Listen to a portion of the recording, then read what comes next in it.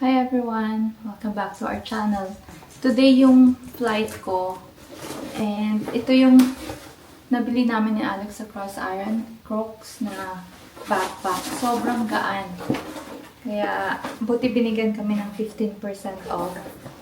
Ito naman para mamaya sa airport. And then sweater.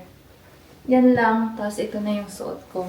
Ito thrifted pero Uniqlo, sobrang lambot, sobrang okay sa tummy, kaya okay na kahit upo tayo, magiging komportable ako. So, empty to ngayon, walang laman. Lalagyan natin kung anong mga dadalhin natin. So, meron akong extra short shirt, then underwear. Para lang in case kailangan ko magpalit. Meron na tayo. And then, ito, mamaya. I have my bag na gagamitin ko sa Pilipinas. $10 ko lang to nabili. And, okay naman. Sobrang komportable kasi magaan. Sobrang gaan.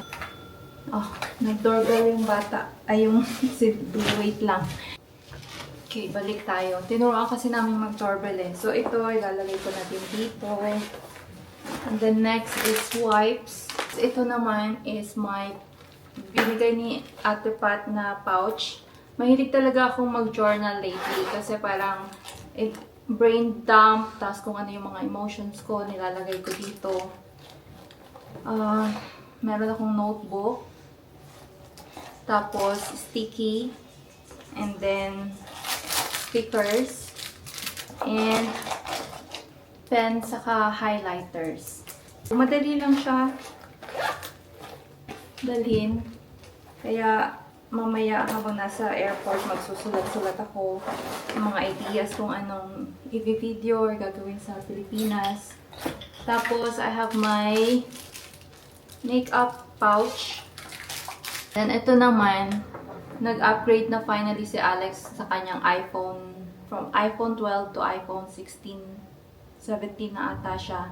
So, ibibigay namin to kay Rai. Pero, syempre, sasabihin ko kay ate yung limit lang ang paggamit niya ng cellphone. So, ito ay ilalagay ko naman dito sa may... Oh, meron pala ako yung para sa Pabicol, sa Legazpi ko na flight. Then, ito, gifted ng work, Lululemon belt bag. Sobrang okay siya kasi here, yung cellphone, yung wallet, may space pa din. Tapos, sa kabila naman is yung sobrang liit lang na pouch dito. Is yung passport ko. Dual passport. Dinala ko lang just in case. Dalawa na lang. And then yung cash, Philippine money. Meron pa kasi kaming natira yung pagbalik namin dito. So, yan ang gagamitin ko. Ito, para sa Osmo. Sana hindi ako mahiya mamaya mag-video. Kakapalan ko na lang yung mukha ko. Advil and Ginkgo. Nakakatulong talaga sa akin yung Ginkgo, kaya binilang ko kung ilang days akong nasa Pilipinas and pinagsabay ko na lang. So, that one, yung magiging hand carry ko. Tapos, the rest is yung dalawang luggage na. Mamaya, punta na tayo sa airport. Si Alex nagpo-work pa kasi 12:30 yung tapos niya. Kaya, let's go. Hindi na namin sasama si Bri kasi pangat yung weather. Saka si Mama, wag na lang din. Pagsundo na lang nila natin siya dalhin. Okay.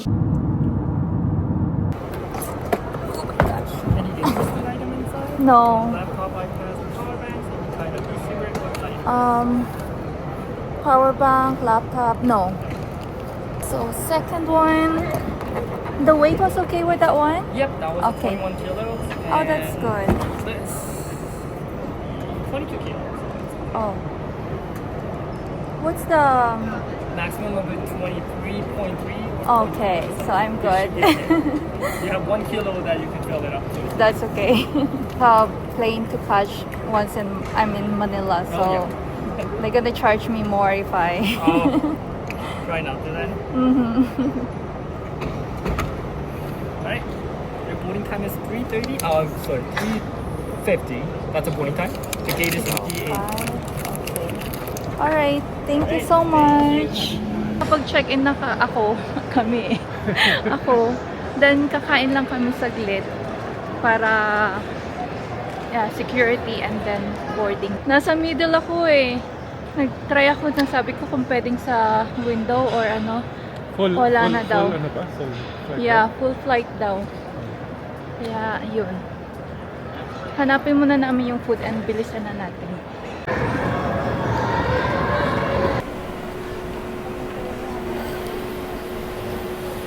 Passport to verify here at C80. Thank you. I need your hat off, please. Thanks, Molly.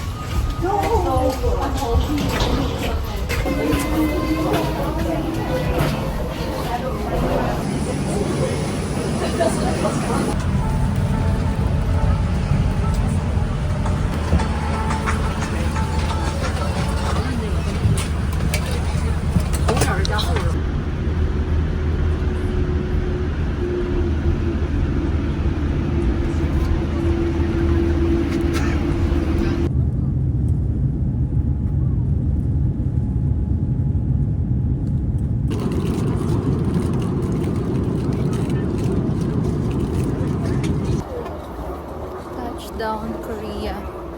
Hahanapin ko na yung gate.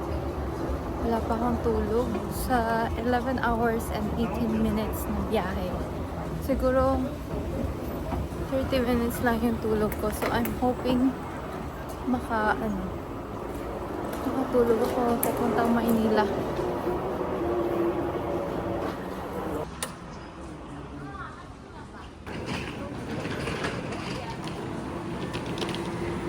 Bongga pala dito yung mga stores, oh.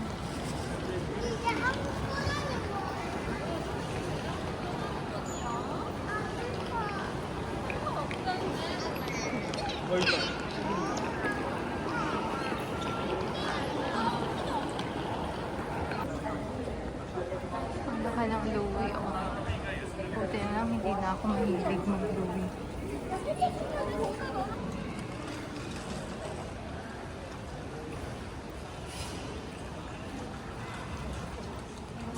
Ang ganda, oh.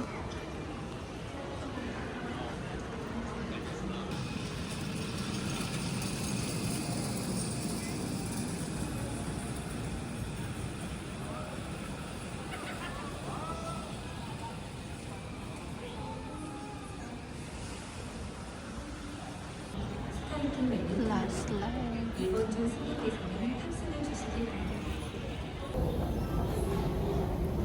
Last leg and then Legazpi talaga na. Nag-anyong seyo, magsamida, nakakatuwa. Sabi ko kay Alex, message ko agad na sana makapag-bakasyon kami dito in the future.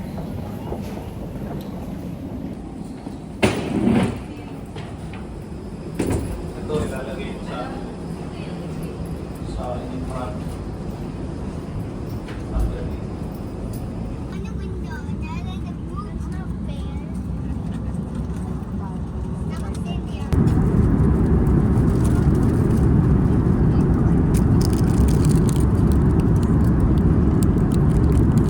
Po, 8 pa ng ano eh.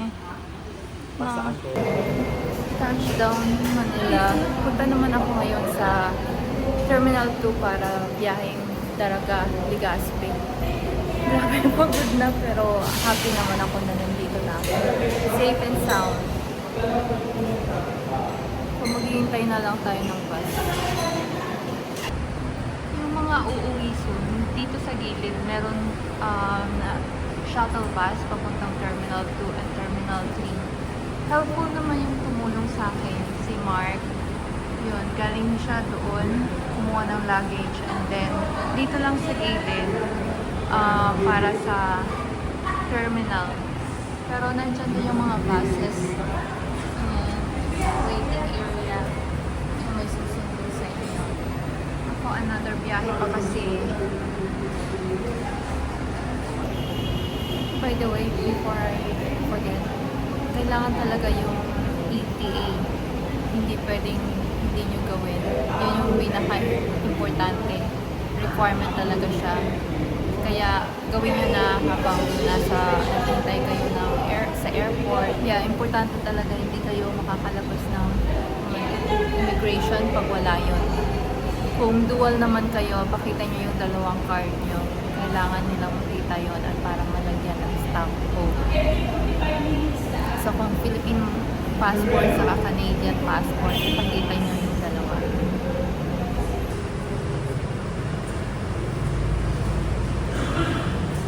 Ang ganda dito sa shuttle, pero tutulong talaga